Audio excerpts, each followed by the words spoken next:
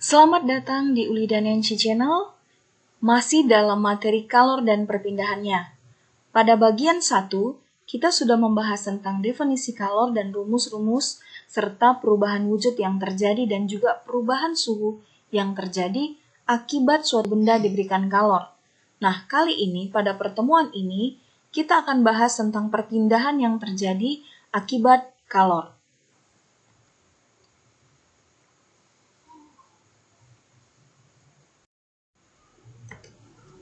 Perpindahan kalor adalah perpindahan energi dari benda yang bersuhu tinggi ke benda yang bersuhu lebih rendah. Di sini ada 3 jenis perpindahan kalor yang dapat terjadi. Yang pertama konduksi, konveksi, dan radiasi.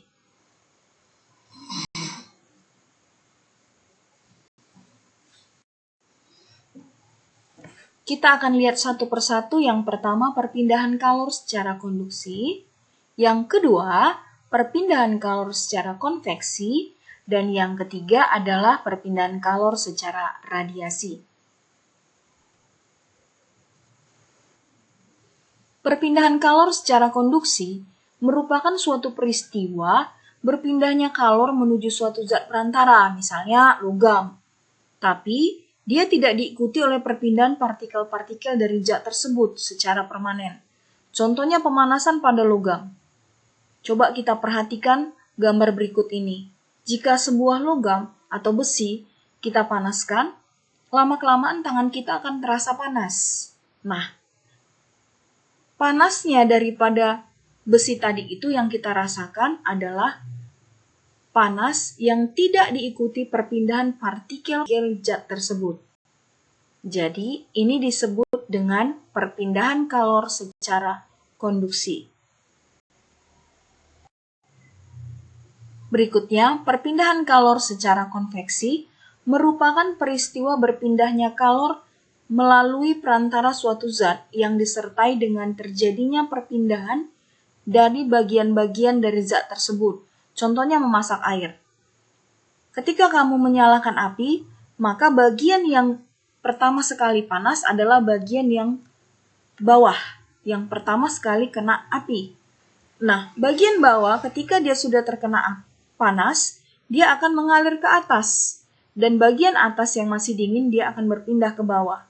Makanya dikatakan dia peristiwa berpindahnya kalor disertai dengan perpindahan bagian-bagian dari zat tersebut. Jadi kalau udah panas dia dari bawah, dia pindah ke atas dan seterusnya seperti itu hingga air tersebut mendidih.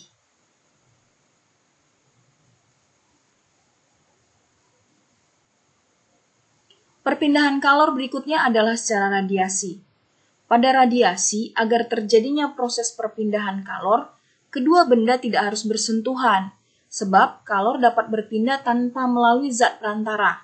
Jadi dengan kata lain, radiasi adalah merupakan perpindahan kalor secara langsung. Contohnya adalah kamu berdiri ketika memasak di kompor atau ketika kamu menyalakan api unggun atau ketika kamu berdiri di tempat yang ada apinya. Apa yang kamu rasakan? Nah, yang kamu rasakan adalah panas. Artinya, panas ataupun kalor tadi berpindah menyentuh kulit kamu secara langsung tanpa melalui zat perantara. Contoh lain adalah sinar matahari yang sampai ke kulit kita. Itu juga adalah contoh daripada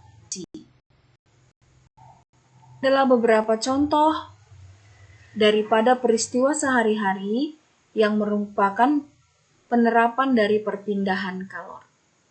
Nah, anak-anak mem sekalian, angin darat dan angin laut. Angin darat dan angin laut ini merupakan perpindahan panas secara konveksi. Berikutnya memasak air. Tadi adalah perpindahan panas secara konveksi karena disertai dengan perpindahan zat perantaranya. Adalah saat kamu menggunakan handphone. Ya, benar sekali. Perpindahan panas yang terjadi atau perpindahan kalor yang terjadi adalah radiasi.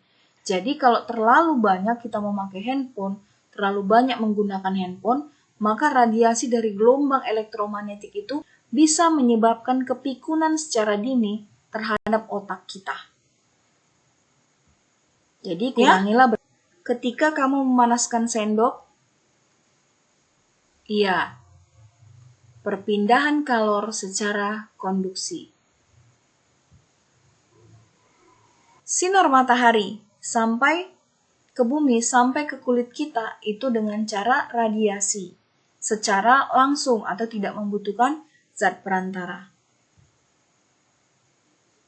Kamu mengaduk teh atau kamu buat kopi, tentu kamu menggunakan air panas atau air yang baru mendidih ya. Apa yang kamu rasakan dengan sendok yang kamu pegang? Lama-kelamaan akan panas. Berarti ini adalah perpindahan panas atau perpindahan kalor secara konduksi, tanpa disertai perpindahan zat perantaranya. Pembelajaran kita hari ini adalah untuk mengenal perpindahan kalor.